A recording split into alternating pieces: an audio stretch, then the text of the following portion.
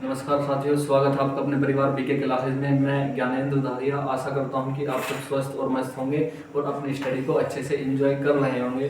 दोस्तों, जैसे कि आपको पता है कि आपके अपने चैनल बीके क्लासेज पर आरआरबी एनटीपीसी, आरआरबी कांस्टेबल और आरआरबी एसआई के लिए क्लासेस शुरू हो चुकी हैं। दोस्तों, आज जो हमारा सब्जेक्ट शुरू करने वाले हैं, आज हम एक ऐसे सब्जेक्ट के बारे में चर्चा करेंगे जो क्या होता है, हमारी अर्थव्यवस्था होती है।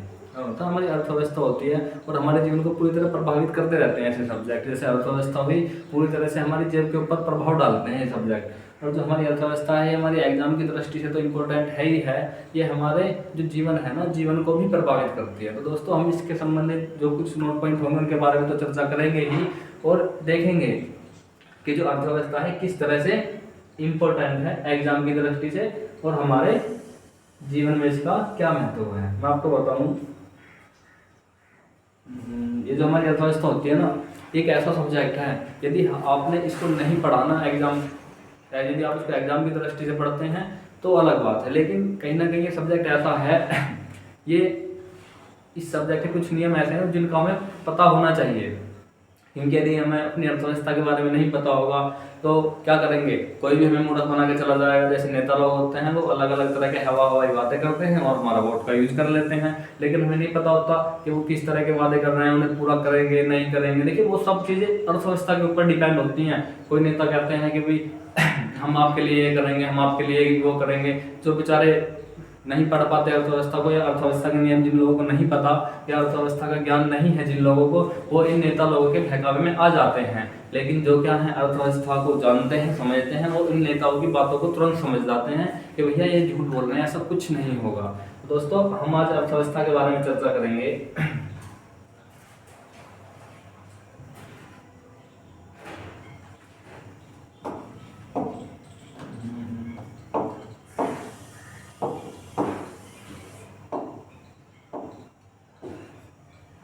तो यहाँ पे दो चीजें लिखी हुई हैं, एक तो दोस्तों अर्थशास्त्र, एक क्या है भाई, अर्थ,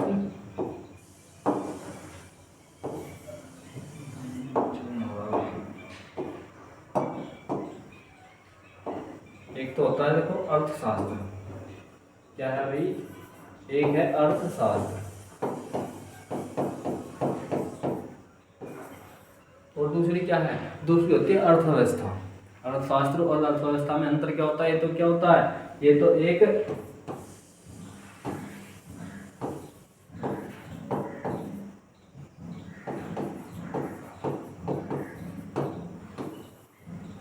अर्थशास्त्र और अर्थव्यवस्था में क्या अंतर होता है। सबसे पहले हम बात करें, अर्थशास्त्र तो एक सब्जेक्ट का नाम है।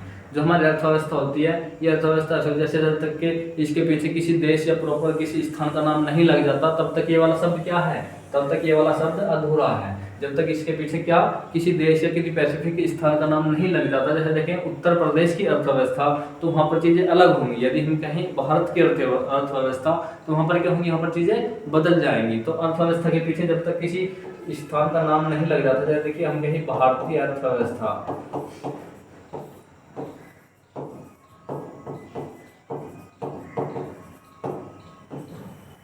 तो क्या है, ये एक पूरा शब्द है भारतीय अर्थव्यवस्था। अब बात करते हैं अर्थशास्त्र की। तो दोस्तों, जैसा कि आपको पता है, हमारे प्राचीन काल में जो थे हमारे चाणक्य यानी कौटिल्य है, उन्होंने क्या किया था, अर्थशास्त्र नामक एक ग्रंथ की रचना करी थी। और वो जो ग्रंथ था, उस ग्रंथ में, हालांकि अर्थशास्त्र जो ग्रंथ था ना चाणक्य और कौटिल्य वाला, वो अर्थव्यवस्था के उसमें कुछ ही नियम थे, थोड़े बहुत ही, लेकिन वो संबंधित ज्यादातर राजनीति विज्ञान से था। ये जो अर्थशास्त्र नामक ग्रंथ था जो चाणक्य कौटिल्य ने लिखा था, वो क्या था, उसमें कुछ ही चीजें थी जो अर्थव्यवस्था से संबंधित थी, लेकिन ज्यादातर चीजें तो किससे थी, राजनीति विज्ञान से संबंधित थी। तो जो हमारा अर्थशास्त्र है, उसकी रचना किसने की थी, अर्थशास्त्र नामक ग्रंथ की रचना किसने की थी भैया, अर्थशास्त्र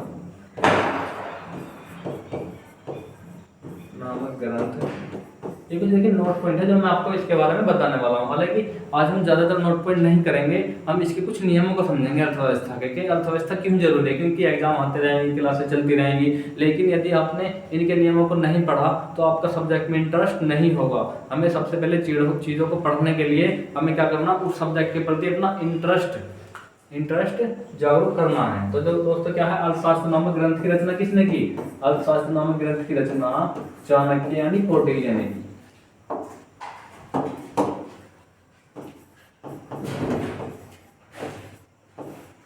चाणक्य यानी कौटिल्य ने।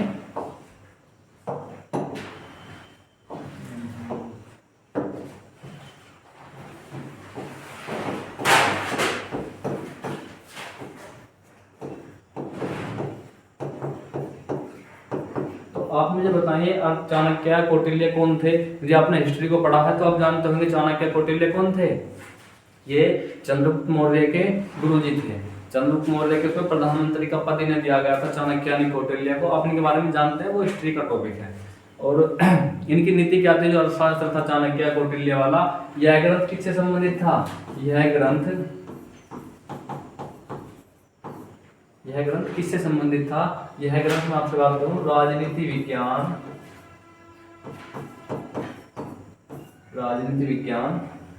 और काय से संबंधित? राजनीति प्लस अर्थव्यवस्था से संबंधित।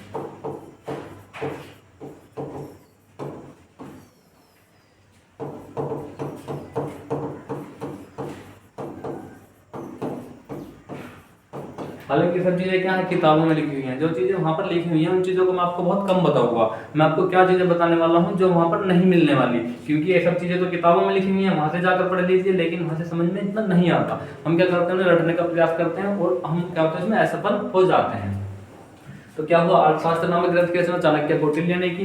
ये आपको पता है किससे संबंधित था? ये अर्थव्यवस्था और किससे? राजनीति विज्ञान से संबंधित था। इसी ग्रंथ में चाणक्य कौटिल्य ने बताया कि भैया जो होता है ना हमारा अर्थशास्त्र होता है, उसका संबंध वही होता है जो राज्य में होता है ना। जैसे शरीर में हमारे जो संबंध रक्त का है, जो संबंध शरीर में हमारे जो कार्य रक्त करता है ना हमारे शरीर में, वही कार्य है। इसी अर्थशास्त्र ग्रंथ में किसने बताया? चाणक्य ने बताया था कि धन का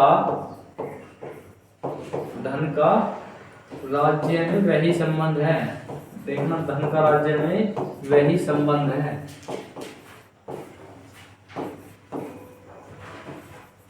जो शरीर में रक्त का है। शरीर में रक्त का है। देखना, यदि आपके शरीर में रक्त का बहाव बंद हो जाएगा तो क्या होता है, इससे शरीर की मृत्यु हो जाती है। उसी तरह से यदि राज्य में धन की अर्थव्यवस्था विफल हो जाने पर क्या होता है, राज्य एक असफल हो जाता है। दिवालियापन राज्य में आ जाता है तो क्या हुआ, धन का संबंध राज्य में वही है जो शरीर में हमारे रक्त का है। ये सब चीजें एग्जाम में किताबों में लिखी होती हैं, इन चीजों को वहां से देख लीजिएगा। लेकिन जो इंपोर्टेंट नोट पॉइंट है उनके बारे में हम चर्चा करें। देखिए, जो हमारा अर्थशास्त्र है, जो हमारा क्या है भाई, अर्थशास्त्र है, इसको एक विषय के रूप पर इसको एक विषय के रूप में किसने परिभाषित किया? लिखेंगे अर्थशास्त्र को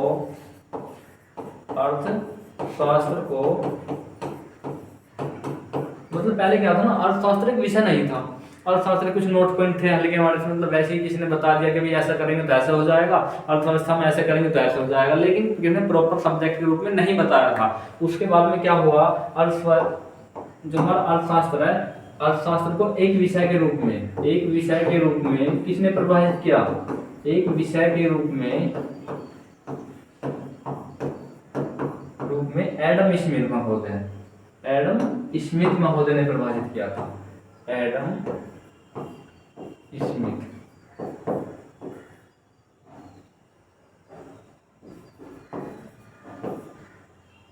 स्मिथ ने परिभाषित किया था।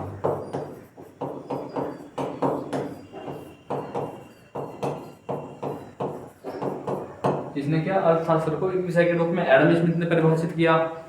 इन्होंने कब किया था इसको? 1776 में। 1776 ईस्वी में इन्होंने एक विषय के रूप में इसको परिभाषित किया था। इनको ही क्या कहा जाता है? एडम स्मिथ को अर्थशास्त्र का जनक कहा जाता है। अर्थशास्त्र का जनक किसे कहा जाता है? ये कुछ नोट पॉइंट है जहाँ एग्जाम में सीधे सीधे क्वेश्चन पूछे जाते हैं। देखिए, ये तो लिखवाने जरूरी ही पड़ेंगे और इसकी कोई याद करने की इतनी लॉजिकल चीजें नहीं है।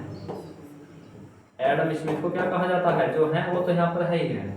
एडम स्मिथ को अर्थशास्त्र का जनक कहा जाता है।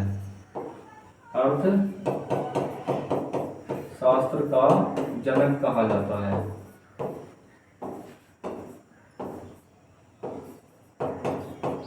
देखना यहाँ से शब्दों का खेल शुरू होता है। एग्जाम में क्या करते हैं, शब्दों का खेल शुरू होता है। अर्थशास्त्र नामक ग्रंथ की रचना किसने की, चाणक्य कौटिल्य ने की। रचना पूछ लेगा ग्रंथ की तो चाणक्य कौटिल्य उत्तर आ जाएगा। यहाँ से पूछ ले एडम स्मिथ का जनक किसे कहा जाता है, सॉरी एडम स्मिथ को अर्थशास्त्र का जनक कहा जाता है। पूछ ले अर्थशास्त्र का जनक किसे कहा जाता है, आप सोचोगे भाई अर्थशास्त्र नामक ग्रंथ तो उन्होंने लिखा चाणक्य ने, आप एग्जाम में वो फिल कर दोगे, लेकिन किसे कहा जाता है भैया, जनक कहा जाता है एडम स्मिथ को। अब एडम स्मिथ के बाद में कौन आते हैं, एडम स्मिथ के बाद में आते हैं जे किन्स महोदय आते हैं। अब जे एम किन्स, दूसरा पॉइंट लिखेंगे जे एम किन्स महोदय। अब ये जे एम किन्स भैया, जे एम किन्स महोदय ऐसे थे, इनको कहा था अर्थशास्त्र का पितामह है, मतलब इनको कहा था आधुनिक अर्थशास्त्र का जनक। आधुनिक अर्थशास्त्र का जनक कहा जाता है, को आधुनिक अर्थशास्त्र का जनक कहा जाता है। आधुनिक अर्थशास्त्र का जनक कहा जाता है,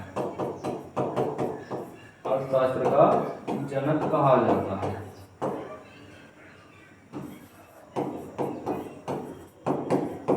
अब आप कहोगे भैया एक बार बताओ, जब अर्थशास्त्र के जनक पहले ही एडम स्मिथ हैं तो फिर जे किन्स महोदय को क्यों इसका जनक कहा गया। मैंने कहा बिल्कुल लॉजिकल चीजें हैं, बताएंगे भी इनको क्यों कहा गया, एडम जे किन्स महोदय को क्यों कहा गया। अब देखिए बात आती है 1929 और 1930 के समथिंग। कब की बात आती है भाई, 1929 और 1930 की बात है, 1929 और 30 की। 1929 और 1930 की बात है। क्या हुआ, अर्थव्यवस्था में बाहरी मंदी आनी शुरू हो गई। क्या हुआ, मंदी आनी शुरू हो गई। अब देखिए यदि हम यहाँ पर डिटेल से चीजों को देखेंगे तो थोड़ा मतलब चीजें अनबैलेंस हो जाएंगी, तो क्या करेंगे थोड़ा मोटा मोटा चीजों को देख लेंगे। आपको पता है कि भैया 1914 से लेकर 1919 तक, 1914 से लेकर 1919 तक क्या हुआ भैया, 1914 से 1919 तक ईस्वी तक क्या हुआ था, प्रथम विश्व युद्ध हुआ था कि नहीं हुआ था, प्रथम विश्व युद्ध 1914 से 1919 तक। अब यहाँ पर प्रथम विश्व युद्ध हुआ 1919 से 1914 तक। अब विश्व युद्ध होने के बाद में आप बताओ विश्व युद्ध का क्या प्रभाव पड़ता है। भाई विश्व युद्ध में जो होता है ना, देशों के ऊपर अटैक वगैरह होते हैं, हमले होते हैं देशों के ऊपर, तो क्या होता है पूरी की पूरी अर्थव्यवस्था गर्त में चली जाती है। जब अर्थव्यवस्था गर्त में चली जाएगी तो युद्ध के दुष्प्रभाव क्या होते हैं, बेरोजगारी फैलती है, भयंकर बेरोजगारी फैलती है, काम धंधे चौपट हो जाते हैं, कारखाने फैक्ट्रियां सब ज्यादातर बंद हो जाती हैं, आयात निर्यात भी बंद हो जाता है। तो इस विश्व युद्ध के कारण क्या हुआ ना भैया, 1914 से 1919 के समथिंग जो युद्ध हुआ, इस युद्ध के कारण बेरोजगारी, महंगाई, बहुत सी व्यवस्थाएं फैल गई, फैक्ट्रियां बंद हो गई, कंपनियां बंद हो गई, तो भयंकर मात्रा में बेरोजगारी थी देश के अंदर सभी जगह पर। क्या हुआ भैया, बेरोजगारी थी इस विश्व युद्ध के कारण। अब एक बात बताओ भाई, बेरोजगारी हुई पहला रीजन, दूसरा क्या था, काम धंधे बंद हुए। भाई पहला पॉइंट तो क्या हुआ, बेरोजगारी हुई, दूसरा हुआ फैक्ट्रियां कारखाने भी बंद हुए, फैक्ट्रियां और कारखाने भी बंद हुए।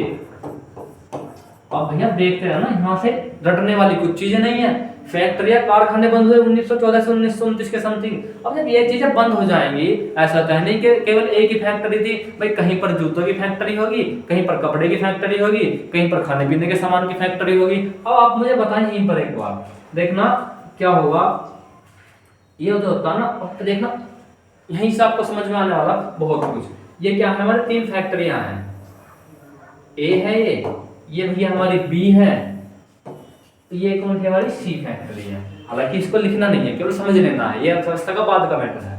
ये कौन सी हमारी सी फैक्ट्री है। यदि हम बात करें पहले की, तो ये कपड़े की, ये किसकी फैक्ट्री है, ये कपड़े की है। ये किसकी है, ये खाद्य पदार्थ यहाँ पर बिकते हैं। ये वाली कौन सी है, ये जूते की मान लो, समझे, ये जूता फैक्ट्री है। अब इन सब फैक्ट्री में इसमें 1500 वर्कर काम करते हैं, इसमें भी 1500 वर्कर काम करते हैं, और इसमें भी 1500 वर्कर काम करते हैं। अब इस विश्व युद्ध होने के कारण क्या हुआ, आयात निर्यात बंद हो गया देशों का। जब आयात निर्यात बंद हो जाएगा तो क्या होगा भैया, ये फैक्ट्री के ऊपर प्रभाव पड़ेगा कि नहीं पड़ेगा। इन्हें कच्चा माल मिलना बंद हुआ, जब इन्हें कच्चा माल मिलना बंद हो जाएगा तो क्या होगा, इस फैक्ट्री में 1500 वर्कर थे, विश्व युद्ध के कारण भारी मात्रा में बेरोजगारी हुई। इस बेरोजगारी का कारण क्या होता है ना, जब बेरोजगारी उत्पन्न हो जाएगी तो बेरोजगारी उत्पन्न होने के कारण लोगों के पास में पैसा कम पड़ जाएगा। जब आपके पास में पैसे की मात्रा कम पड़ जाएगी तो आप मुझे बताएं, पहले आपको घर से मिलते थे 500 रुपए, उसके बाद आपको मिलने लगे घर से 100 रुपए, तो आप क्या करोगे, आप अपने खर्चे में कमी करोगे कि नहीं करोगे, कि भाई आज हमें शर्ट नहीं लेनी है, जूता नहीं लेना, तो आप क्या करोगे, इस बेरोजगारी के कारण ये जो 1500 वर्कर थे यहाँ पर, इन 1500 वर्कर में इस एक कंपनी ने इनको यहाँ से निकाल दिया, इनको कर दिया 1000 वर्कर रह गए, 500 वर्कर माइनस 500 कर दिए, 1000 यहाँ पर रह गए। अब ये जो 500 वर्कर थे ये फिर दोबारा बेरोजगार हुए। अब ये 500 वर्कर क्या करेंगे, ये जो 500 वर्कर थे, ध्यान करना यहाँ पर, ये जो 500 वर्कर थे ना, ये क्या करेंगे, ये अपने खर्चे में कमी करेंगे, अपना खर्चा कम करेंगे भैया। इन्होंने अपना खर्चा कम कर दिया, इन्होंने क्या करा कि भाई आज के बाद हम कपड़ा भी कम खरीद देंगे, हम खाद्य पदार्थ भी कम खरीद देंगे, हम जूता भी कम खरीद देंगे। इन 500 वर्कर में ये देखिए एक छोटा नहीं, ये क्या है, एक छोटा गिराव हो सकता है, लेकिन पूरी की पूरी अर्थव्यवस्था को डिपेंड कर रहा है यहीं पर। ये विश्व युद्ध के कारण बेरोजगारी फैली, बेरोजगारी के कारण ये व्यवस्था उत्पन्न हुई, कच्चा माल मिलना बंद हुआ, फैक्ट्री के ऊपर प्रभाव पड़ा, और क्या हुआ, इन लोगों ने अपने वर्कर निकालने बंद कर दी, वर्कर बाहर निकाल दिए, वर्कर क्या हुए, और ज्यादा बेरोजगार हुए। इन्होंने अपने जूता, जो कपड़े वाले वर्कर थे, इन्होंने अपना खाद्य पदार्थ में कमी की, जूते में कमी की। अब देखना, इन्होंने कमी की, इन्होंने अपने खर्चे में कमी की, अब इसके ऊपर प्रभाव पड़ता। 500 इन्होंने कम कर दिए भैया अपने, जो 500 इन्होंने कम कर दिए वर्कर, तो भैया फिर ये दो बेरोजगार हुए। अब 500 तो बेरोजगार यहाँ पर थे, 500 ये हुए, कितने हुए, 1000 बेरोजगार हुए। अब ये 1000 बेरोजगार मिलकर के प्लस ये विश्व युद्ध में जो बेरोजगार उत्पन्न हुए थे ना यहाँ पर, इन लोगों ने क्या करा कि आज तो हम अपना जूता जो है ना, हम अपने खाद्य पदार्थ भी कम करेंगे, कपड़े में भी कमी करेंगे, और कहाँ करेंगे, इस जूते वाले खर्चे में भी कमी करेंगे। 500 वर्कर इन्होंने बाहर कर दिए, 500 वर्कर ये बेरोजगार हुए, 500 ये वाले बेरोजगार हुए, और 500 कौन से हुए, ये वाले बेरोजगार हुए। यहाँ पर पूर्व वर्कर कितने बचे, 1000 वर्कर। लगातार क्या होता है ना, लोग बेरोजगार होते चले जाते हैं। इस अर्थव्यवस्था कहते हैं, इसे कहते हैं मंदी आ जाना। क्या कहते हैं इसे, मंदी आ जाना। अब जब इन फैक्ट्रियों को पहले से उत्पन्न मौजूद सामान है वो नहीं बिकेगा, तो क्या होगा, अर्थव्यवस्था में मंदी आ जाएगी। इसे कहते हैं अर्थव्यवस्था में मंदी आ जाना। जब अर्थव्यवस्था में यहाँ पर मंदी आ गई ना, तो जो अमेरिका जैसे देश थे, देखना यहाँ पर एडम स्मिथ जो थे हमारे, जे किन्स महोदय, यहाँ पर इसको काट करके जे किन्स महोदय कर लीजिएगा, जे एम किन्स।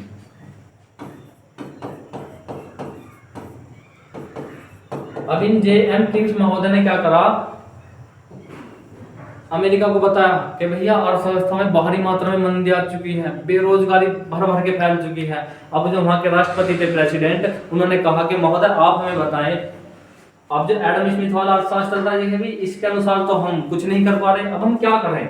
जो वहां के प्रेसिडेंट थे 1930 में, उन्होंने कहा कि जे किन्स महोदय आप हमें बताएं, हम इस अर्थव्यवस्था से किस तरह बाहर निकल कर आए। तो जे एम किन्स महोदय ने कहा कि भैया लोगों को भर भर के पैसा बांट दीजिए, और ऐसे काम में पैसा व्यर्थ करिए जिससे क्या हो, लोगों के पास में पैसा पहुंच जाए। जब लोगों के पास में पैसा पहुंच जाएगा तो ये लोग क्या करेंगे, इनके पास में पैसा पहुंचेगा तो ये क्या करेंगे, भर भर के खर्चा करना शुरू कर देंगे। क्या करेंगे, खर्चा करना शुरू करेंगे। और जब खर्चा करेंगे, ऐसा तो है नहीं कि जूता अपने घर में बैठ के बनाए, कपड़ा अपने घर में बैठ के बनाए, ये क्या करेंगे, फैक्ट्री के ऊपर डिमांड करेंगे कि भाई हमें कपड़े की रिक्वायरमेंट है, हमें जूते की रिक्वायरमेंट है। फैक्ट्री क्या करेंगी, वर्करों की भर्ती निकालेंगी, लोगों को रोजगार मिलेगा। यही क्रम आगे बढ़ता चला जाएगा, यही क्रम क्या करेगा, आगे बढ़ता चला जाएगा, और अर्थव्यवस्था से मंदी की समस्या दूर हो जाएगी।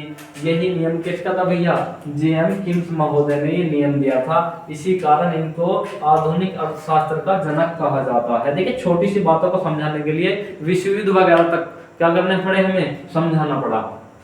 तो क्या होती है, चीजें एक दूसरे के ऊपर डिपेंड होती हैं भैया। एडम स्मिथ, यहाँ पर लिख लीजिएगा एडम स्मिथ।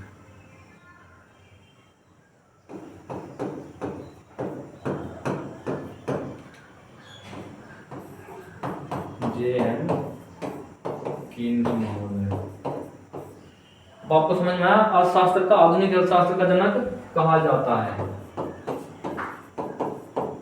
एक आती है अर्थशास्त्र से संबंधित कुछ नोट पॉइंट थे जिनके बारे में हमने आपको बताया था। बाकी जो चीजें हैं उनको साथ के साथ हम बताते हुए चलेंगे। अब बात करते हैं अपनी अर्थव्यवस्था के ऊपर, बात करते हैं अपनी अर्थव्यवस्था के ऊपर। अर्थव्यवस्था कितने प्रकार की होती है, क्या अर्थव्यवस्था के पॉइंट होते हैं, कौन कौन सी अर्थव्यवस्थाएं होती हैं, उनके ऊपर हम डिटेल से देखने वाले हैं एक बार। तो ये चीज़ आपको समझ में आई कि उनको आधुनिक अर्थशास्त्र का जनक कहा जाता है, आपको समझ में आया होगा। तो देखिए अब चलते हैं अपने पॉइंट पर, देखना भाई। अब बात है हमारे अर्थव्यवस्था के प्रकार।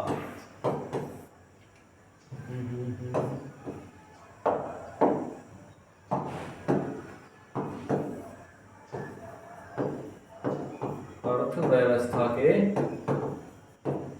प्रकार।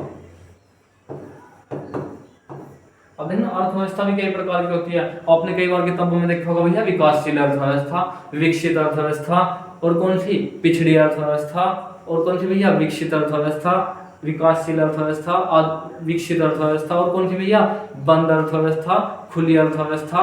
तो आपने भैया अर्थव्यवस्था को तो कई सारे प्रकार हैं, लेकिन हमें पता नहीं कौन कौन से प्रकार हैं। तो और कौन से भैया मिश्रित अर्थव्यवस्था, पूंजीवादी अर्थव्यवस्था, और कौन सी साम्यवादी अर्थव्यवस्था। तो यदि हम बात करें भैया अर्थव्यवस्था के प्रकार की, तो अर्थव्यवस्था के कई प्रकार होते हैं। जैसे देखिए पैमाना होता है ना अर्थव्यवस्था को नापने का, पूंजी के आधार पर। यदि हम बात करें पूंजी के आधार पर अर्थव्यवस्था की बात करें तो लिखेंगे यहीं पर पूंजी के आधार पर। इनके बारे में चर्चा करेंगे बाद में।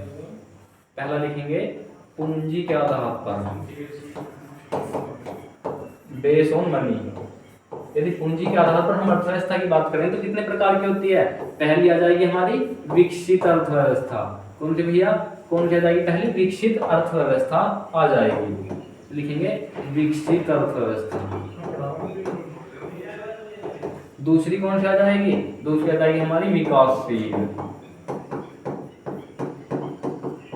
तीसरी कौन सी आ जाएगी भैया, तीसरी आ जाएगी हमारी विकसित नहीं, पूंजीवादी है भैया। यहाँ पर कौन सी आ जाएगी भैया, पहली पूंजीवादी, लिखेंगे पूंजीवादी। दूसरे लिखेंगे यहाँ पर साम्यवादी, दूसरे थे साम्यवादी। जो हमारी नंबर 3 की अर्थव्यवस्था यहाँ पर होगी उसे हम क्या कहेंगे, उसे कहेंगे हम मिश्रित अर्थव्यवस्था।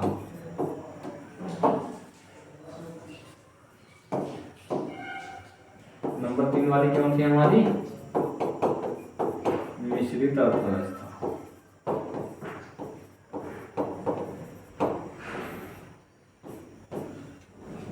पहले पूंजीवादी, साम्यवादी, मिश्रित अर्थव्यवस्था, और कौन सी आ जाएगी हमारी विकास के आधार पर। यहीं पर हम बात करेंगे भैया विकास के आधार पर, विकास के आधार पर। लेकिन किसका आधार माने थी, विकास को आधार मानकर चले तो कौन कौन सी अर्थव्यवस्था आ जाएंगी। सबसे पहले आ जाएगी भैया हमारी विकसित। सबसे पहली अर्थव्यवस्था कौन सी आ जाएगी, विकसित अर्थव्यवस्था। विकसित। नंबर 2 पर आ जाएगी हमारी विकासशील।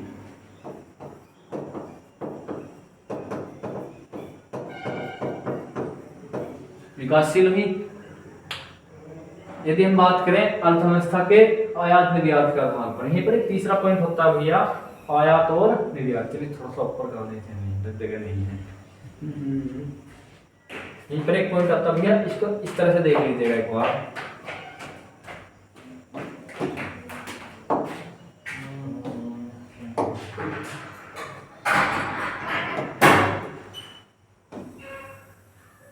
यहीं पर लिख लेना आयात निर्यात के आधार पर, आयात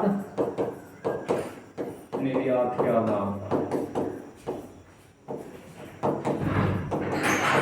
आयात निर्यात के आधार पर यदि हम अर्थव्यवस्था की बात करें तो क्या होगा भाई, आयात निर्यात के आधार पर अर्थव्यवस्था कितने प्रकार की होती है, 2 तरह की होती है यहाँ पर भी। अब यहाँ पर होती कौन सी है वो देखिए। यहाँ पर सबसे पहले आएगी कौन सी भैया, बंद अर्थव्यवस्था। बंद अर्थव्यवस्था, पहली बंद अर्थव्यवस्था। दूसरी कौन सी आ जाएगी भैया, खुली अर्थव्यवस्था। खुली अर्थव्यवस्था।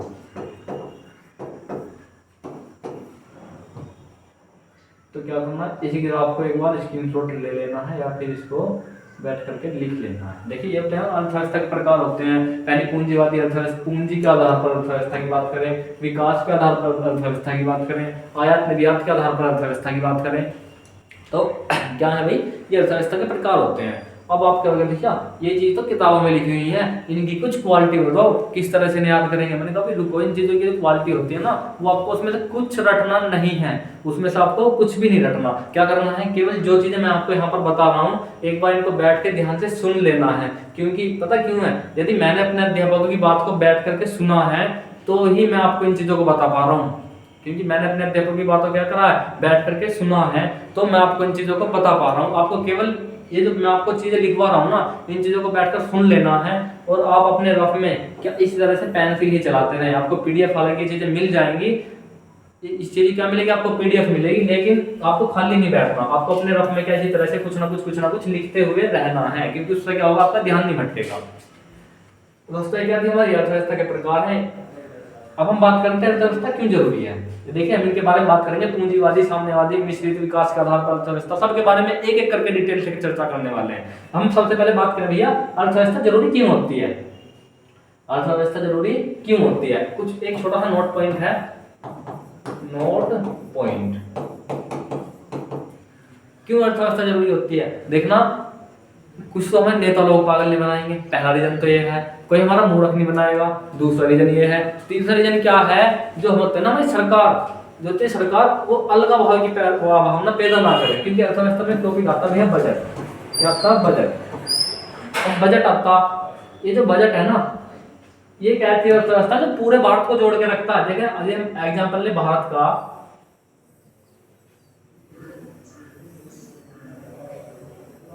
ये क्या हमारा ऑल इंडिया करके कुछ ऐसे, ये हमारा भारत है, समझ लेना। अब यहाँ पर आता हमारा ऐसा बोलो राजस्थान, क्या है ये हमारा राजस्थान, अभी है ये क्या है हमारा बिहार, यूपी। अब ये राजस्थान और बिहार यूपी है, यहाँ पे हमारा समझ महाराष्ट्र है, यहाँ पे क्या है, ये महाराष्ट्र। आपको भैया इकोनॉमिक्स में मैप बता दिया, इकोनॉमिक्स में तो मैप हमने कहीं नहीं पढ़ा, मैंने कहा कहीं नहीं पढ़ा कोई दिक्कत नहीं, लेकिन यहाँ पे तो पढ़ना पड़ेगा।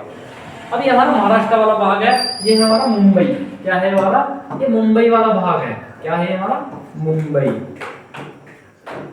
यदि हम बात करें सरकार की, जो सरकार गवर्नमेंट बजट देती है, यदि गवर्नमेंट के पास में कितने हैं, 1000 रुपए हैं, गवर्नमेंट के पास में 1000 रुपए हैं, सरकार के पास, सरकार के पास कितने हैं भैया, 1000 रुपए हैं। अब सरकार क्या करते हैं, इस 1000 रुपए को पूरे भारत में बांटना बराबर करके। अब सरकार ने क्या काम करा भैया, राजस्थान को थोड़ा कम दे दिया, यूपी बिहार को कम दे दिया, तो समझो यूपी बिहार को क्या दे दिया, थोड़ा ज्यादा दे दिया, क्या दिया, ज्यादा बजट दे दिया। आप मुझे बताएं, जब यूपी बिहार को थोड़ा ज्यादा बजट मिल जाएगा मुंबई महाराष्ट्र के मुकाबले, तो क्या होगा, जब इस वाले क्षेत्र को देखना, इस वाले क्षेत्र को जब अधिक बजट मिल जाएगा ना भैया, इस वाले क्षेत्र को, इसको जब अधिक बजट मिल जाएगा यूपी बिहार को, तो क्या करेंगे ना, यहाँ पर अधिक उद्योग धंधे विकसित होंगे। क्या होंगे, यहाँ पर उद्योग धंधे विकसित होंगे, कंपनियां लगेंगी, कंपनियां लगेंगी, विकसित क्षेत्र बन जाएगा, ये विकसित क्षेत्र बन जाएगा, विकसित क्षेत्र बन जाएगा यूपी बिहार, यदि इसको बजट दे दिया। मैं गवर्नमेंट की नीति बता रहा हूँ। यहाँ पर रोजगार के अवसर पैदा होंगे, कहाँ पर, यूपी बिहार में अधिक रोजगार मिलेगा, क्या मिलेगा, अधिक। देखना ये मैप है, हालांकि यहाँ पर अधिक रोजगार है यहाँ के मुकाबले, वो चीजें अलग है, उन्हें देख लीजिएगा एक बार। तो वहां पर अधिक रोजगार मिला, जैसे एक स्थान है, एक बी स्थान है, अधिक रोजगार मिला। या भारत को छोड़ दीजिए यहाँ पर, क्योंकि चीजें गड़बड़ा जाएंगी, दो स्थान वैसे ही ले लीजिए, जैसे ए और बी। स्थान ए है, ये स्थान बी है। अब इसको सरकार ने दिए 20 रुपए, इसको सरकार ने कितने दिए, 200 रुपए दे दिए, इसको सरकार ने दिए 800 रुपए, कितने रुपए दिए, 800 रुपए दे दिए 1000 रुपए में से। अब यहाँ पर क्या होगा, अधिक रोजगार, क्या मिलेंगे, अधिक रोजगार मिलेगा, विकसित बन जाएगा क्षेत्रीय, क्या बन जाएगा, विकसित। और कैसा बन जाएगा भैया, यहाँ पर फैक्ट्री या कंपनी अधिक लगेंगी, शिक्षा व्यवस्था अच्छी होगी। अब जब इसको कम पैसे दिए सरकार ने, यहाँ पर क्या होगा, यहाँ पर मिलेंगे कम रोजगार, या फिर लिखेंगे बेरोजगारी अधिक हो जाएगी, क्योंकि भैया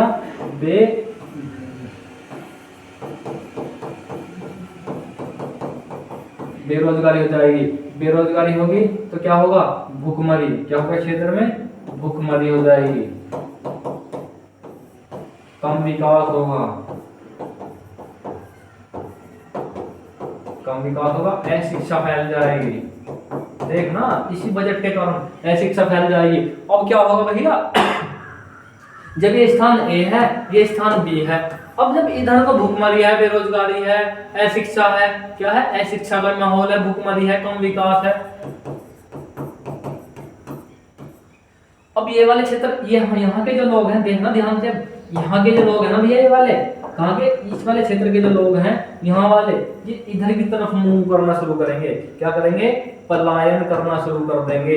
किस क्षेत्र की तरफ, स्थान बी की तरफ पलायन शुरू कर देंगे। स्थान ए वाले जब ये पलायन बी की तरफ स्थान पलायन कर देंगे तो क्या होगा, जो यहाँ पर मौजूद होंगे ना, इस स्थान बी पर मौजूद लोग होंगे, क्या होंगे, स्थान बी पर मौजूद लोग होंगे, वो क्या कहेंगे भैया ए वालों को कि तुमने तो हमारे यहाँ पर आकर कब्जा ही कर लिया भाई। स्थानीय वालों कहेंगे कि तुम तो हमारे यहाँ पर कब्जा ही करते जा रहे हो, क्योंकि देखना सीमित रोजगार है उधर भी, इधर के लोग जाकर उधर रोजगार मांगेंगे, तो वो क्या कहेंगे, यार तुम तो मतलब यूपी बिहार वाले, या फिर कहते नहीं बिहार वाले होते हैं, तो तुम तो यार हमारे रोजगार छीन लेते हो। तो क्या होता है, उनको एक अलग दृष्टि से देखना शुरू कर देंगे।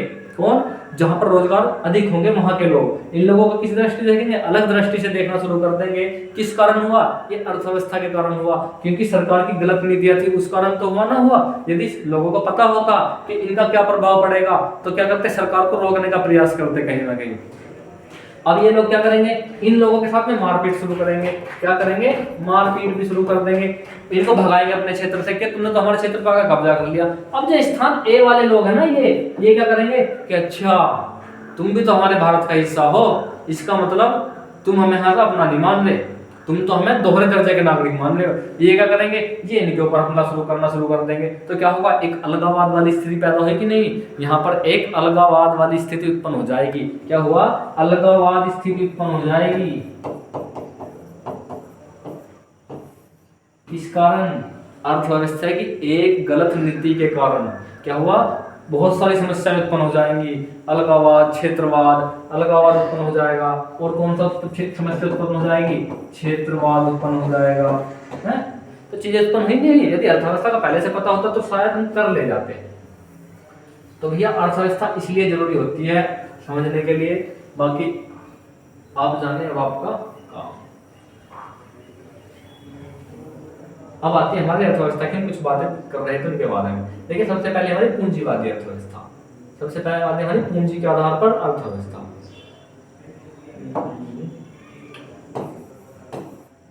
पूंजी के आधार पर अर्थव्यवस्था,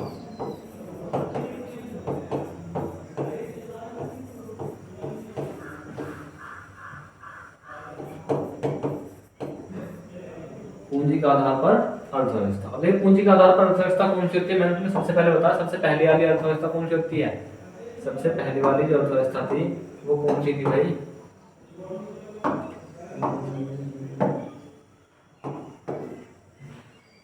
वो थी हमारी पूंजीवादी। पूंजी के आधार पर कौन सी, पूंजीवादी अर्थव्यवस्था हुई।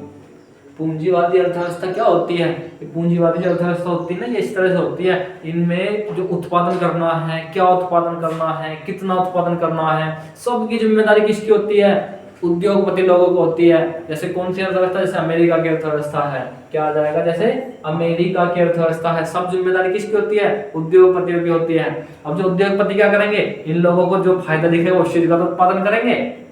क्या ये हम लोगों के बारे में सोचेंगे, किसी गरीब के बारे में सोचेंगे, ये बिल्कुल नहीं सोचेंगे, नहीं सोचेंगे ना। ये क्या करेंगे, अधिक से अधिक फायदा देखना शुरू करेंगे अपना। तो यहाँ पर लिखेंगे भैया, यहाँ उत्पादन की, यहाँ उत्पादन की पूरी जिम्मेदारी किसकी होती है, पूरी जिम्मेदारी, उत्पादन की पूरी जिम्मेदारी किसकी होती है भैया, प्राइवेट सेक्टर की होती है।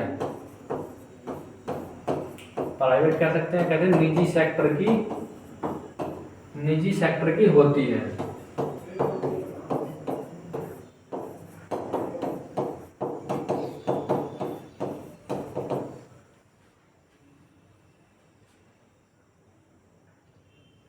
दूसरा पॉइंट इसमें लिखेंगे, यहाँ पर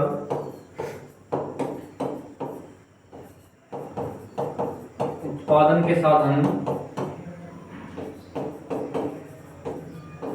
निजी हाथों में होते हैं।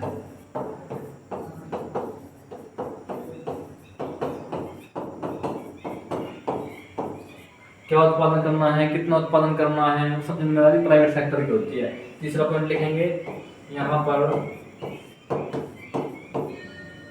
प्राइवेट सेक्टर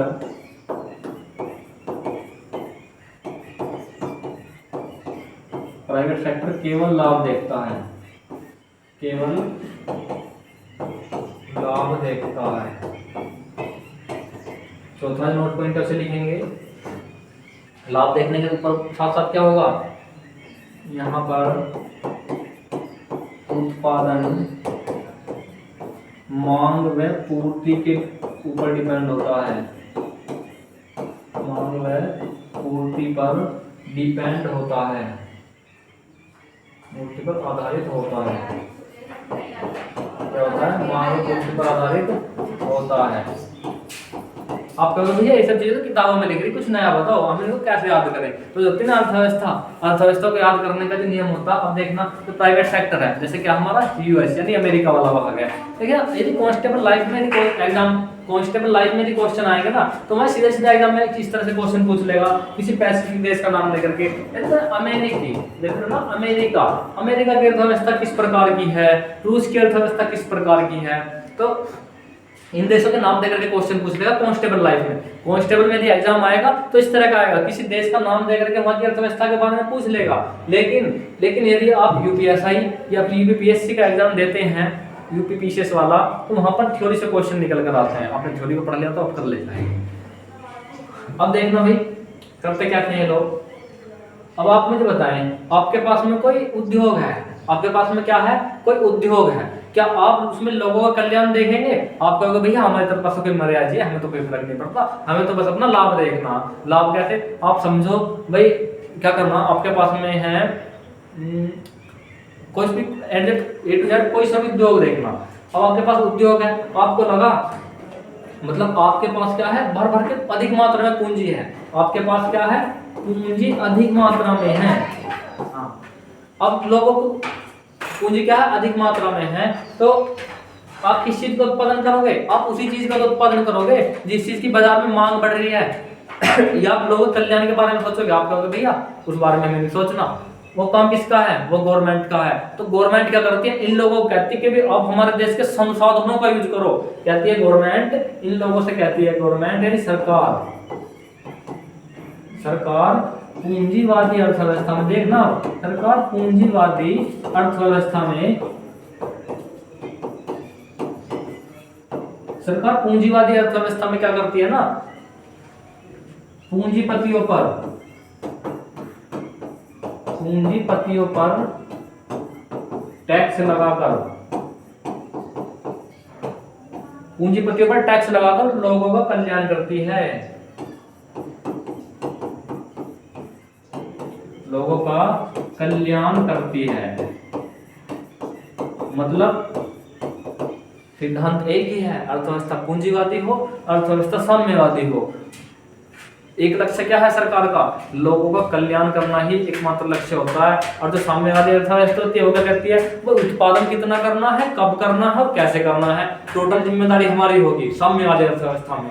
और उस पैसे का यूज क्या करते हैं वो लोग, उस पैसे का यूज करेंगे वो लोग कहां पर, लोगों के कल्याण में। तो वहां पर भी लोगों का कल्याण छिपा हुआ है, पूंजीवादी अर्थव्यवस्था में लोगों का कल्याण छिपा हुआ है। क्योंकि जो हमारी इंडियन अर्थव्यवस्था है, भारतीय अर्थव्यवस्था, उसमें भी एक बार सुप्रीम कोर्ट का आदेश आया था कि भी लोगों को अपना काम करने, जब इंदिरा गांधी सीएम थी, पीएम, तो वो क्या करती थी, मतलब सरकारी सेक्टर को बढ़ाई जा रही थी। तो उस समय सरकार, उसका सुप्रीम कोर्ट का एक अध्यादेश आया कि भाई इन प्राइवेट सेक्टर को भी काम करने दो और इनके ऊपर टैक्स लगाओ, उस टैक्स के पैसे से आप गरीब जनता का कल्याण करो।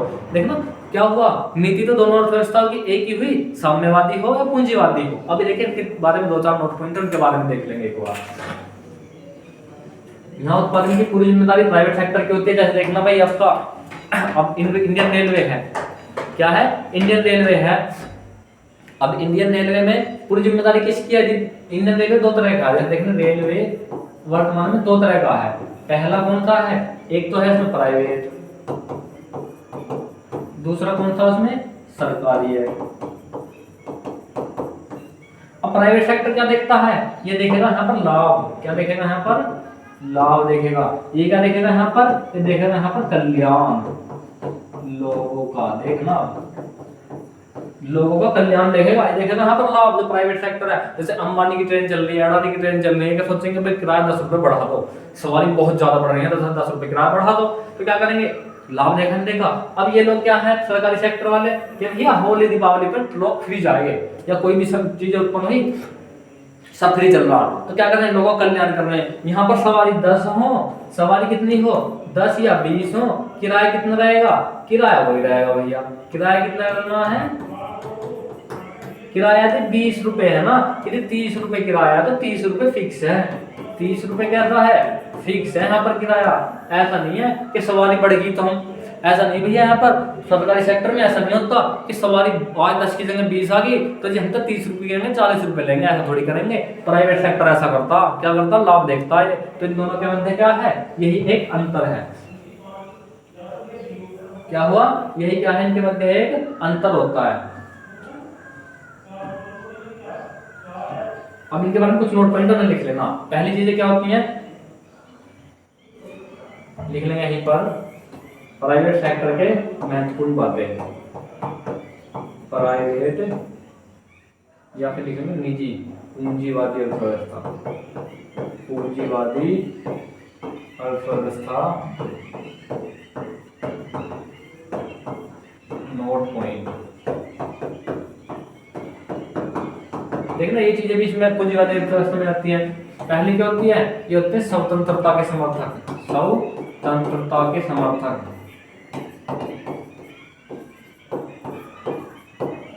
सीधा सीधा एग्जाम में क्वेश्चन आएगा स्वतंत्रता के समर्थक। पहली क्वालिटी ये होगी, दूसरी क्या आएगी यहाँ पर, दूसरी आएगी मेरे भाई स्वतंत्रता के समर्थक, लोकतंत्र के समर्थक होते हैं लोग, लोकतंत्र के समर्थक होते हैं। समाज स्वतंत्रता के समर्थक और लोकतंत्र के भी समर्थक ये लोग होते हैं।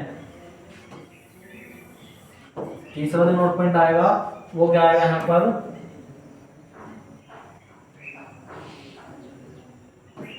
निजी।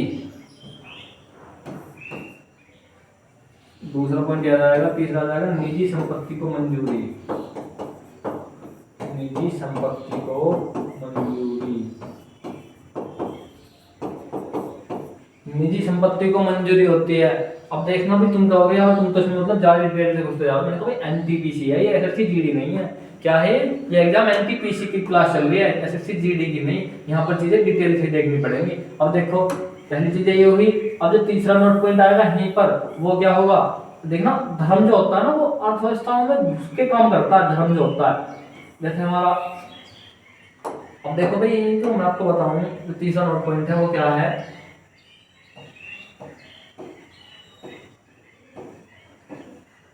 यहाँ पर क्या होता है धर्म, क्या चल गया है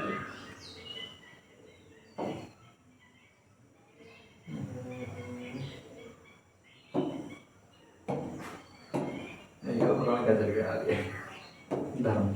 यहाँ धर्म लिखेंगे, 4 नंबर का पॉइंट क्या लिखेंगे, धर्म एक व्यक्तिगत विषय है, एक व्यक्तिगत विषय है।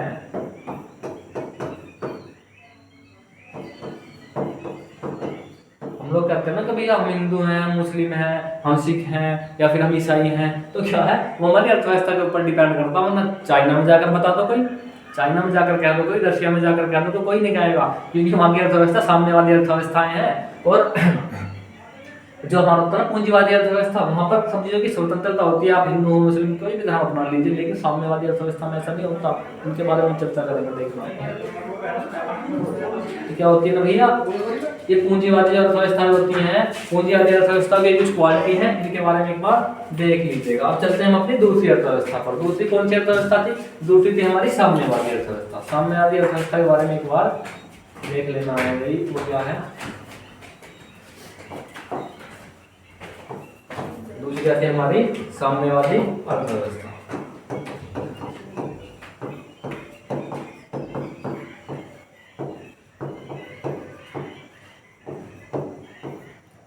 कि साम्यवादी अर्थव्यवस्था क्या होती है। साम्यवादी अर्थव्यवस्था क्या होती है, तो ये जो होती है ना अर्थव्यवस्था, हालांकि इसके दो चार चीजें थी वो उसके बारे में लिखवाना भूल गया, लिख लेंगे कुछ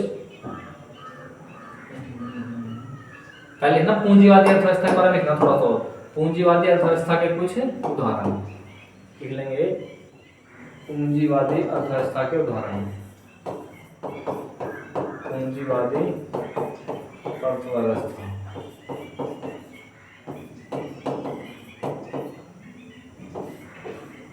पूंजीवादी अर्थव्यवस्था के उदाहरण कौन से हैं, जैसे देखना एग्जांपल में देखना आपको अमेरिका, कनाडा, जर्मनी,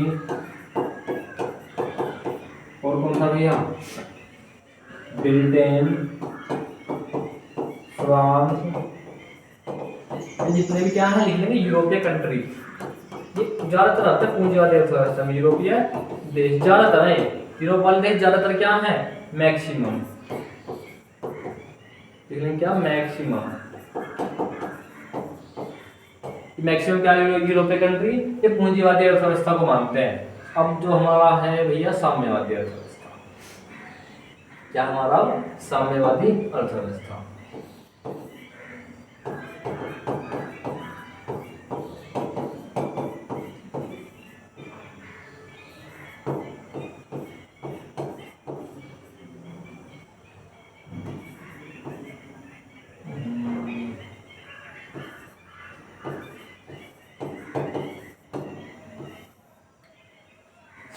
साम्यवादी अर्थव्यवस्था थी, इसके जनक किसे माना जाता है, इसके जनक माना जाता है लेनिन। किसे माना जाता है साम्यवादी अर्थव्यवस्था का जनक, इसका जनक माना जाता है लेनिन। जनक कौन माने जाते हैं इनके, जनक माने जाते हैं लेनिन। 1917 कहाँ के रहने वाले थे, रहने वाले थे रूस के, क्या थे, रूस के रहने वाले थे लेनिन। इनको माना जाता है साम्यवादी अर्थव्यवस्था का जनक। अब साम्यवादी अर्थव्यवस्था क्या होती है, साम्यवादी अर्थव्यवस्था क्या होता है, देखिए जो लेनिन है ना, लेनिन में होता है, ये रूस के रहने वाले थे। इन्होंने रूस में क्रांति करी थी, क्रांति के बाद में वहां से जारशाही शासन को नष्ट करा था। यदि किसी ने वर्ल्ड हिस्ट्री को पढ़ा है तो आप जरूर जानते होंगे इसको, लेनिन वगैरह तो जरूर जानते होंगे, 10वीं क्लास के टॉपिक है।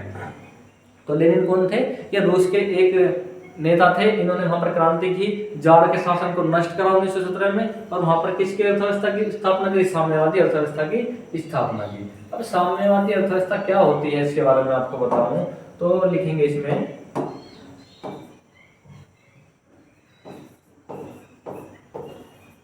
यह अर्थव्यवस्था, लिख लेंगे यहाँ पर, ऐसी अर्थव्यवस्था, ऐसी अर्थव्यवस्था जहां पर उत्पादन के साधनों पर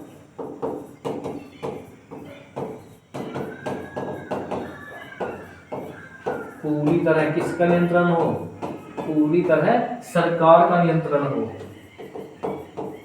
पूरी तरह सरकार का नियंत्रण हो, ऐसी अर्थव्यवस्था क्या कहलाती है, ऐसी अर्थव्यवस्था साम्यवादी अर्थव्यवस्था कहलाती है, साम्यवादी अर्थव्यवस्था कहलाती है।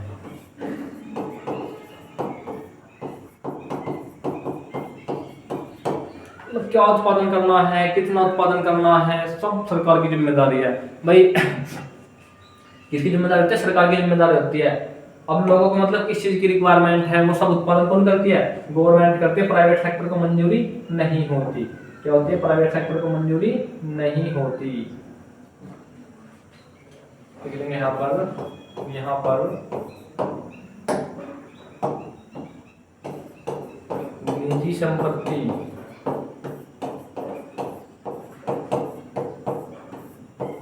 की अनुमति नहीं होती,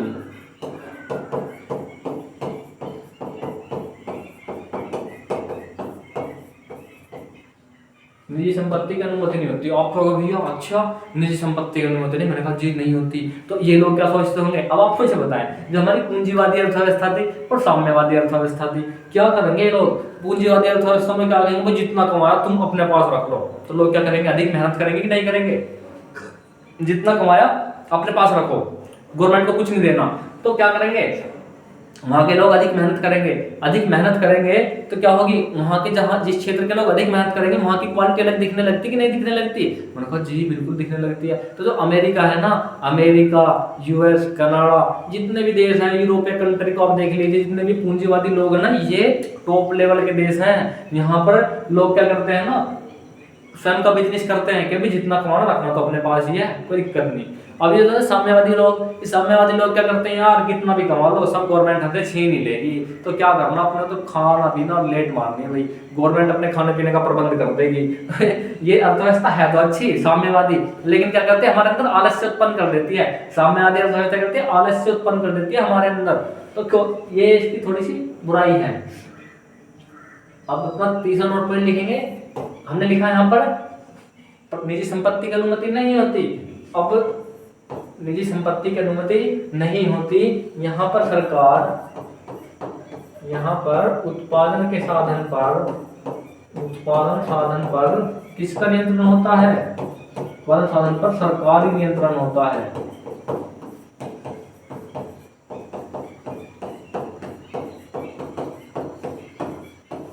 उत्पादन के साधनों पर किसका नियंत्रण हुआ? सरकार का नियंत्रण हुआ। तो क्या हुआ, दोनों व्यवस्था में फर्क नजर आया कि नहीं आया? अब लिखेंगे साम्यवादी अर्थव्यवस्था के कुछ महत्वपूर्ण वर्ड पॉइंट। साम्यवादी अर्थव्यवस्था के नोट पॉइंट, अर्थव्यवस्था के महत्वपूर्ण नोट पॉइंट लिख लेंगे। इसमें पहला नोट पॉइंट क्या लिखेंगे साम्यवादी अर्थव्यवस्था में? यहाँ पर साम्यवादी अर्थव्यवस्था की पहली क्वालिटी क्या होती है? देखना, ये चीज डिपेंड करती है हमारे ऊपर। साम्यवादी अर्थव्यवस्था जितने प्रकार की अर्थव्यवस्था है ना, हमें पूरी तरह से प्रभावित कर देती है। अब क्या होता है ना, ये साम्यवादी अर्थव्यवस्था, यहाँ पर धर्म को मानने की अनुमति नहीं होती। क्या नहीं होती? धर्म को मानने की अनुमति नहीं होती। लिखेंगे यहाँ पर धर्म की तुलना किससे की गई है? अफीम से की गई है। लिखेंगे साम्यवादी, यहाँ धर्म को मानने की अनुमति नहीं है, मानने की अनुमति नहीं है।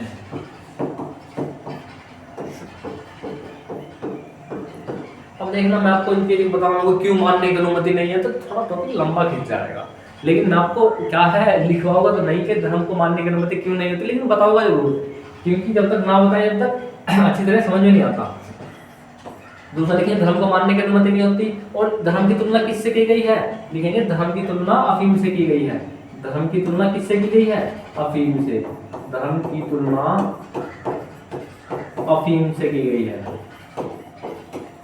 अफीम से की गई है। धर्म की तुलना अफीम से की गई है। नंबर 3 वाला नोट पॉइंट क्या जाएगा मेरे भाई? नंबर 3 जो नोट पॉइंट है वो क्या होगा, वो देखना। यहाँ पर लिखेंगे ये किसके? ये स्वतंत्रता के समर्थक नहीं है। स्वतंत्रता और समानता में अंतर होता है। पूंजीवादी अर्थव्यवस्था क्या होती है? पूंजीवादी अर्थव्यवस्था होती है वो स्वतंत्रता की समर्थक है, लेकिन ये साम्यवादी है समानता की। क्या है ये? समानता की समर्थक है, समानता की समर्थक है। अभी मैं इन चीजों को क्लियर करूंगा आपके सामने कि किस तरह से समानता की है, वो किस तरह से स्वतंत्रता की है, इन सब चीजों को आपको डिटेल में बताने वाला हूं मैं अभी। अब आते हैं भैया, लिख लेंगे हिंसा के समर्थक होते हैं ये लोग, हिंसा के समर्थक होते हैं भैया, देख लेना, हिंसा के समर्थक होते हैं।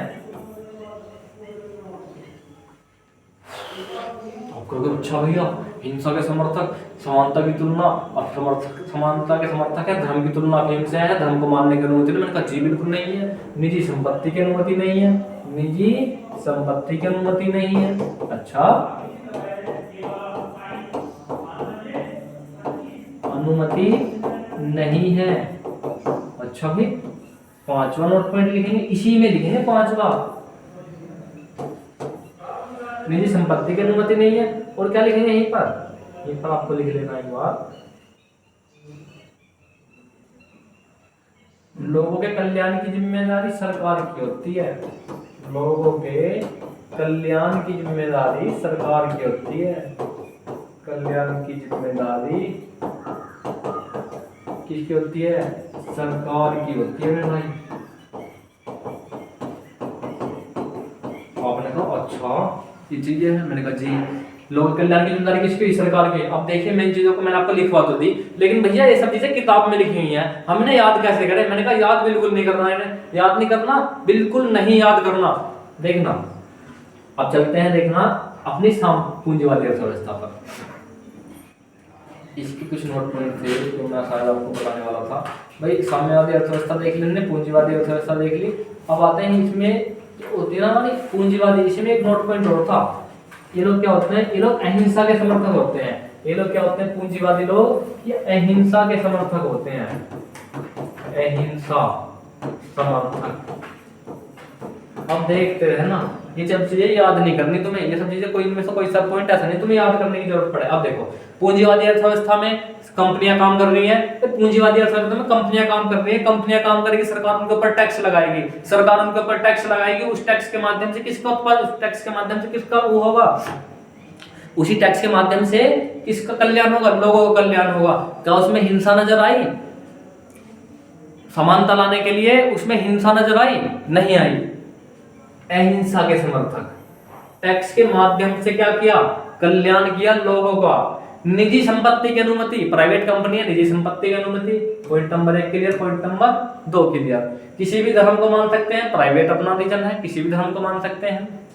लोकतंत्र के समर्थक है, लोकतंत्र मतलब चुनाव के समर्थक है, सरकार किसी की भी आए किसी की जाए कोई समस्या नहीं होती, क्योंकि सरकार क्या होती है, कोई सी भी सरकार आएगी भैया पूंजीवादी का समर्थन ही करेगी। तीसरा पॉइंट आता है स्वतंत्रता के समर्थक। स्वतंत्रता मतलब कितना उत्पादन करना, कहाँ करना, कैसे करना, सब प्राइवेट सेक्टर का। तो स्वतंत्रता हुई, लोकतंत्र की समर्थक हुए, निजी संपत्ति मंजूरी हुई, अहिंसा के समर्थक हुए। धर्म एक व्यक्ति का विषय है, कौन सी अर्थव्यवस्था, पूंजीवादी अर्थव्यवस्था। उत्पादन के साधनों पर किसका नियंत्रण है, उत्पादन के साधनों पर नियंत्रण है भैया प्राइवेट सेक्टर का। पूंजीवादी अर्थव्यवस्था क्लियर हुई। साम्यवादी अर्थव्यवस्था देखते हैं किन देशों में है, America, Canada, Germany, Britain, France और यूरोपीय देश। अब देखना मेरे भाई यहीं पर चलने वाले साम्यवादी अर्थव्यवस्था। जनक कौन थे, लेनिन थे। 1917 में रूस में क्रांति हुई थी जॉर्ज के समय में। कहाँ पहुंच गया,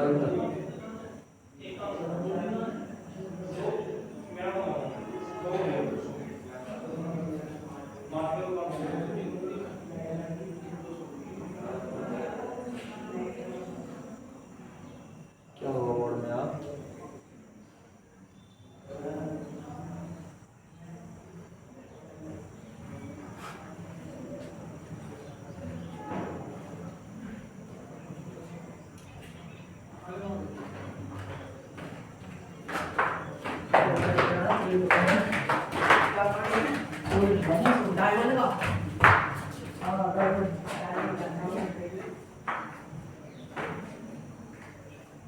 भाई ये चीज थोड़ी समस्या थी, थोड़ी टेक्निकल इशू, इसके लिए समझ आएंगे।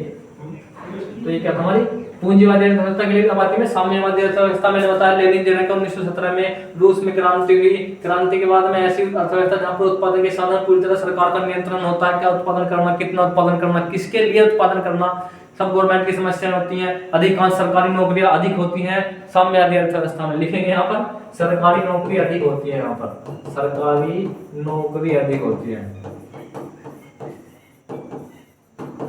किस सेक्टर में, साम्यवादी अर्थव्यवस्था में। यहाँ पर निजी संपत्ति की अनुमति नहीं होती, यहाँ पर उत्पादन साधन सरकार नियंत्रण होता है। अर्थव्यवस्था साम्यवादी अर्थव्यवस्था की बात है। अब देखिए इनको आपको याद नहीं करना, मैं तो बताऊंगा भाई पूंजीवादी अर्थव्यवस्था कर रहे हैं, हम टैक्स लगा रहे थे गवर्नमेंट के ऊपर। क्या लगा रहे थे हम, टैक्स लगा रहे थे। लेकिन हमारी साम्यवादी अर्थव्यवस्था है, अब साम्यवादी अर्थव्यवस्था में सरकार ने कह तो दिया कि भी चलो उत्पादन कर लो, लेकिन बाद में क्या करना, तुम्हें उसको मुझे वापस कर देना। अब देखना कोई एक लड़का है ए, एक लड़का है बी, इसके ऊपर तो उत्पादन के ऊपर कि भी यदि तुम 100 रुपए कमा रहे हो ना, कि यदि तुम क्या कर रहे हो, यदि तुम 100 रुपए कमा रहे हो, ध्यान देखना भाई एक लड़का ए है, एक लड़का है यहाँ पर बी। एक लड़का कौन है यहाँ पर, ए है, देखना इस तरह से, एक लड़का कौन है, ए है, एक लड़का बी है। ये कौन सी है, ये पूंजीवादी की यहाँ पर बात होती है, और भैया ये कौन सी है, यहाँ पर हो रही साम्यवादी की बात। यहाँ पूंजीवादी की बात है, यहाँ पर हो रही साम्यवादी की बात। अब पूंजीवादी अर्थव्यवस्था में इस लड़के ने 100 रुपए कमाए, 100 रुपए कमा लिए। सरकार ने क्या कि भैया तुम्हें 30% टैक्स दे दो, 30% टैक्स दे दो, तो 70 तो उसके पास बचे, 70 तो उसके पास बचे ही बचे। अब बी लड़का, इसने भी 100 रुपए कमा लिए, लेकिन इसे ये नहीं पता कि भैया तो रूस में है या चाइना में है, वो तो अमेरिका की बात थी। अब सरकार ने क्या बोला, 100 रुपए तो कमा लिए, 100 रुपए कमा लिए, तो क्या करना, अब इन 100 रुपए को हमें देते, तो अपना खर्चा काट ले, अपना खर्चा निकाल के तो बाकी पैसे हमें दे दे। अब ये कहेगा भाई कितने पैसे देने, कितने नहीं सारे देने हैं, तो अपना खर्चा निकाल के बाकी हमें वापस कर दे। तो ये क्या करेगा, यहाँ पर लड़ाई झगड़े करेगा, देखते हैं क्या करेगा, लड़ाई झगड़े करेगा कि नहीं करेगा, ये लड़ाई झगड़े करेगा। लड़ाई झगड़े करेगा तो क्या होगा, हिंसा का समर्थन होगा। किसके लिए, सरकार इससे पैसा छीन करके कहां बांटेगी, गरीबों में बांटेगी। तो क्या ये फ्री में दे देगा पैसे, नहीं देगा। यहाँ पर क्या होगा, हिंसा होगी बहुत ज्यादा।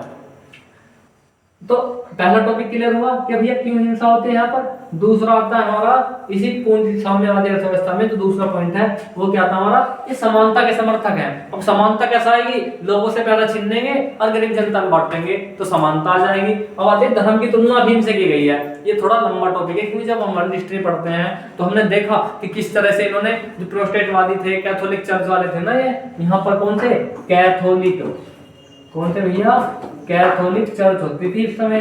ये चर्च क्या करती थी ना, ये कहती थी कि भैया हम तो राजा से भी ऊपर हैं। ये लोग क्या हैं, राजा से भी ऊपर होते थे और लोगों का भर भर के शोषण करते थे ये लोग, कि अब इतना टैक्स तुम्हारे ऊपर लग गया, अब भैया इस टैक्स को तुम्हें हमें देना है। गरीब जनता को बिल्कुल मार दिया था इन लोगों ने। तो क्या की इन्होंने, क्या साम्यवादी लोगों ने, कि भैया आज के बाद में हम तो धर्म को नहीं मानेंगे। तो धर्म की तुलना किससे करी, अफीम से करी। किस अर्थव्यवस्था में, साम्यवादी अर्थव्यवस्था में। यदि किसी ने वर्ल्ड हिस्ट्री को पढ़ा है तो बहुत अच्छी तरह से समझ में आएगी।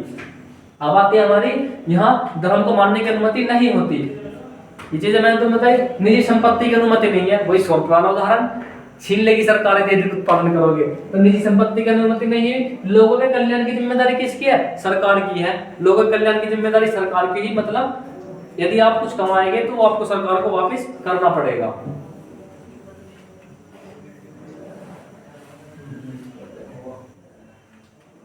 तो दोस्तों ये क्या थी, आज की हमारी क्लास थी, और हमने इसमें क्या दिया, अर्थव्यवस्था का इंट्रोडक्शन दिया और अर्थव्यवस्था के बारे में महत्वपूर्ण नोट पॉइंट की जानकारी आपको दी। यदि आपको क्लास अच्छी लगे तो इसे लाइक करें, कमेंट करें, शेयर करें। जय हिंद, जय भारत।